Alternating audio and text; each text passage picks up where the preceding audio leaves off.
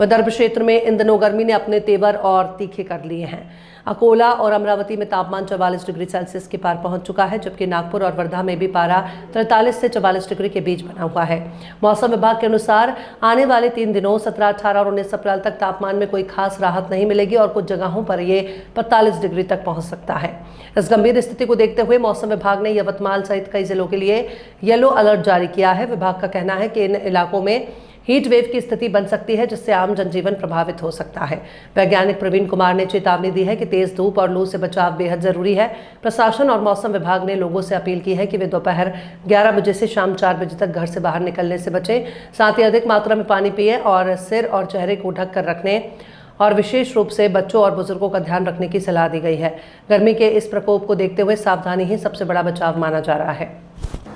तो अभी हम देख पा रहे हैं कि विदर्भ में इस अधिकांश जिलों का जो तापमान है वो सामान्य से ऊपर चल रहा है और कुछ जगहों पे जो तापमान है 44 का भी आंकड़ा क्रॉस कर चुका है। अगर हम बात करें अकोला, अमरावती, इनका तापमान जो है कल के लिए 44.2 या उसके आसपास दर्ज किया गया है। साथ ही साथ अमरावती का भी तापमान जो है काफ़ी हायर साइड चल रहे हैं। इवन वर्धा, नागपुर का भी तापमान जो है 43, 44 के आसपास चल रहे हैं। और अगले आने वाले कुछ दिनों के लिए 17, 18, 19 तक जो है अभी मौसम में कोई ऐसे बदलाव देखने को नहीं मिलेंगे और इसको देखते हुए मौसम विभाग की तरफ से कुछ जगहों के लिए येलो अलर्ट्स जारी किए गए हैं। इसका मतलब है कि उन जगहों पे हमने हीट वेव की आशंका जताई है। जैसे अगर हम बात करें पश्चिमी विदर्भ में अकोला, अमरावती, इनको येलो अलर्ट्स पे रखा गया है। अगर हम पूर्वी विदर्भ की बात करें तो वर्धा, नागपुर को भी आज और कल में येलो अलर्ट्स के लिए रखा गया है। साथ साथ हम यवतमाल को भी अभी येलो अलर्ट्स पे रखें, क्योंकि यहाँ पे ऐसी पूरी संभावना है कि हीट वेव जैसी स्थिति बन सकती है। और हम पुनः देखेंगे कि 20 तारीख के आसपास से तापमान में थोड़ी गिरावट देखने को मिलेगी, जिससे लोगों को गर्मी से राहत मिलने की एक संभावना बन रही है। डेफिनेटली अभी जो अगले आने वाले जो 3 दिन है 17, 18 और 19 तारीख जो है उसमें हम देखेंगे तापमान में कुछ खासा परिवर्तन नहीं देखने को मिलेगा। तापमान जो है 44 और कुछ कुछ स्थान पे तापमान जो है 45 तक भी टच करने की संभावना बन रही है। और जैसे कि मैंने बताया कि इसको देखते हुए मौसम विभाग की तरफ से कुछ जिलों को, विदर्भ के कुछ जिलों को येलो अलर्ट्स पे भी रखा गया है, क्योंकि यहाँ पे हीट वेव की संभावना बन रही है। लेकिन 20 तारीख के आसपास हम देखेंगे 20-21 के आसपास से मौसम में थोड़े बदलाव देखने को मिलेंगे और बादलों का जमावड़ा देखने को मिलेगा, जिससे तापमान में थोड़ी गिरावट 2 से 3 डिग्री मिल सकती है। और कुछ स्थानों पे पश्चिमी विदर्भ में और दक्षिणी विदर्भ में हम देखेंगे कुछ स्थानों पे हल्की बारिश, मेघ गर्जन और तेज हवाएं चलने की संभावना बन रही है 20 तारीख के आसपास से। परंतु अभी अगले आने वाले 3 दिन में कुछ ऐसे ज़्यादा लोगों को राहत मिलने की संभावना नहीं बन रही है।